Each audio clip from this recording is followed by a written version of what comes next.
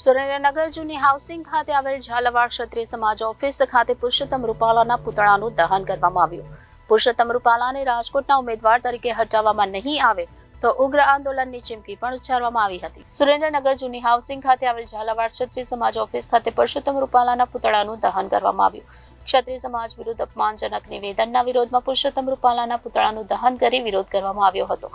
મોટી સંખ્યામાં ક્ષત્રિય સમાજના આગેવાનો અને યુવાનો વિરોધ પ્રદર્શનમાં જોડાયા હતા. છેલ્લા ઘણા સમયથી ક્ષત્રિય સમાજ દ્વારા પુરુષોત્તમ રૂપાલાના અપમાનજનક નિવેદનના વિરોધમાં અલગ અલગ કાર્યક્રમો કરવામાં આવી રહ્યા છે. પુરુષોત્તમ રૂપાલાને રાજકોટના ઉમેદવાર તરીકે હટાવવામાં નહીં આવે તો ઉગ્ર આંદોલનની ચીમકી પણ ઉચ્ચારવામાં આવી હતી. તાજેતરમાં જે રાજકોટની અંદર પુરુષોત્તમ રૂપાલા દ્વારા જે અમારા રાજપૂત સમાજના બેન દીકરીઓ છે જે રોટી બેટીના વ્યવહાર બાબતનો જે હલકી જેને આખી જે પીચ આપી છે એ બદલ સમગ્ર ગુજરાતના રાજપૂત સમાજમાં એટલો બધો આક્રોશ છે કે એની વાત ન પૂછો. આજે તાજેતરમાં બપોરના અમારે ત્યાં સમગ્ર ગુજરાતના રાજપૂત સમાજની એક ત્યાં સંકલન મિટિંગ હતી. એમાં નક્કી કર્યું છે કે આમાં કારણ કે જ્યારે રાજપૂત સમાજનો પ્રતિષ્ઠાનો અને જ્યારે તમને અસ્તિત્વનો સવાલ આવે ત્યારે આમાં કોઈ માફી માંગવાનો સવાલ આવતો નથી. એટલે આમાં અમને પુરુષોત્તમ રૂપાલાની માફી અમને મંજૂર નથી. અમારી રાજપૂત સમાજની એક જ માંગણી છે કે તાત્કાલિક પુરુષોત્તમ રૂપાલાની સાહેબ ટિકિટની ત્યાં રાજકોટમાંથી રદ કરવી.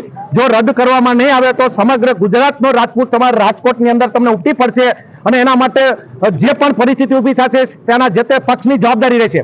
કારણ કે એક જ છે, એક પક્ષને કદાચ એક વ્યક્તિ જવાથી કોઈ પક્ષને નુકસાન નથી થવાનું, પણ રાજપૂત સમાજ માટે એને જે કુટરાઘાત કર્યો છે એના હિસાબે જેટલો બધો સમાજમાં અત્યારે અમારી યુવાનોમાં અને રાજપૂત સમાજમાં જે આક્રોશ છે કે આ કોઈ પણ હાલતમાં આમાં માફી આપવાનો કોઈ પ્રશ્ન જ ઉપસ્થિત નથી થતો. એના માટે એક જ અમારી માંગણી છે કે તાત્કાલિક પુરુષોત્તમ રૂપાલાની રાજકોટમાંથી ટિકિટ રદ કરી કોઈ પણ સમાજને ટિકિટ આપો એની અમને વાંધો નથી. અને આ અમારી શું છે, અમારી જે રાજપૂતાણી કે જેને વર્ષો સુધી આજે હિન્દુસ્તાનમાં જો તમને કોઈને હિન્દુ સંસ્કૃતિ ટકી રહી તો અમારા 3 ને 4 5 પેઢીઓ સુધી સાહેબ એને આખા માથાના બલિદાન આપ્યા છે. જંગલમાં અંદર ઘાસના રોટલા ખાઈ અને બતાવ્યા ત્યારે હિન્દુસ્તાનની અંદર હિન્દુ સંસ્કૃતિ ટકી રહી છે. એ માણસને કહો તો રાજપૂત સમાજ તો હિન્દુનો સાહેબ આધાર સ્તંભ છે.